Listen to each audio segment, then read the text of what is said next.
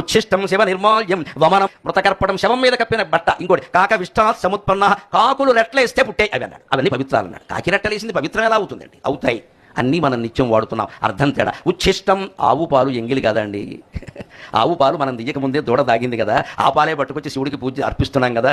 ఇక నువ్వు నేను ఎంగిలి చేసింది కాదు, ఆవు పాలు ఎంగిలే, ముందే దూడ తాగింది, అయినా శివ పూజకు పనికొస్తాయి. శివ నిర్మాల్యం అంటే శివుడు నెత్తి మీద పువ్వే ఎందుకు అనుకోవాలండి? శివుడు నెత్తి మీద గంగ ఉంది కదా, గంగాజలం పనికొస్తుంది కదా, అందుకే శివ నిర్మాల్యం అంటే గంగ. రెండవ అర్థం.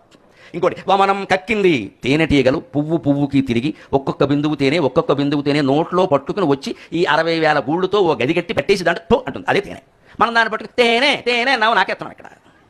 అది ఎంగిలి తేనెటే కక్కింది, కానీ అది పవిత్రం. ఆయుర్వేదంలో దాన్ని మించిన ఔషధం లేదు. అంతేకాదు మృతకర్పటం. ఆలోచించండి. పట్టుబట్ట ఎలా వచ్చిందండి? పట్టు పురుగు చుట్టూ దారం ఇలా చుట్టుకుంది, దాన్ని 100 డిగ్రీల ఉష్ణోగ్రతలో కాల్చి చంపేశారు, ఉడికించేసి. దాని మీద కప్పిన బట్ట, అది చచ్చింది. దాని మీద బట్ట మనం పట్టుబట్ట మా వాళ్ళు పెట్టారు 10,000 రూపాయలు అని కట్టుకుంటున్నాక, అది శవం మీద బట్ట. ఇంకోటి చివరిది కాక విష్టా సముత్పన్నాక, కాకి రెట్లు పడినటువంటివి ఎలా పవిత్రం అవుతాయండి? మనం తెచ్చి వాడతామా? కానీ యజ్ఞం చేసేటప్పుడు పురోహితులు ఏం చెబుతారు అంటే, బాబు మర్రి, మారేడు, జువ్వి, జమ్మి మొదలైన కొమ్మలే తేవాలి, వేప కొమ్మలు, తుమ్మ కొమ్మలు తేకూడదని సమిధలు అంటారు. వాటిని అంటే ఈయనేమంటే పొరపాటున ఒక శిష్యుడు ఆ మర్రి కొమ్మ ఏదో తీశాడు, దాని మీద కాకి రెట్లేసింది, పోయి నదిలో గడిగేసేట. దానివల్ల ఇబ్బంది కూడా మంట చచ్చిపోతున్నారు పోగొచ్చి. నువ్వు ఎందుకు కడిగావంటే కాకి రెట్టేసింది. వద్దురా అబ్బాయి, అవి సహజంగా కాకి రెట్ట వేసినా దానికి ఏం కాదు, అవి యజ్ఞానికి పనికొస్తాయి. వాటిని మనం పొరపాటు నీళ్ళలో ఉంచామనుకోండి కడగడం, ఇక మండవు, పొగొస్తుంది. అంతే, వాటిని కడగాల్సిన అవసరం లేదు. యజ్ఞానికి వాడే సమితులు ఎవరు కడగరు, ఊరికే ఓసారి అలా నీళ్ళలో ఆరబెడతారు, వాడేస్తారు అంతే. అంటే కాక విష్టాత్ సముత్పన్నాక, కాకి రెట్ట వేసినా కూడా పవిత్రం అయ్యాయా లేదా అది లెక్క.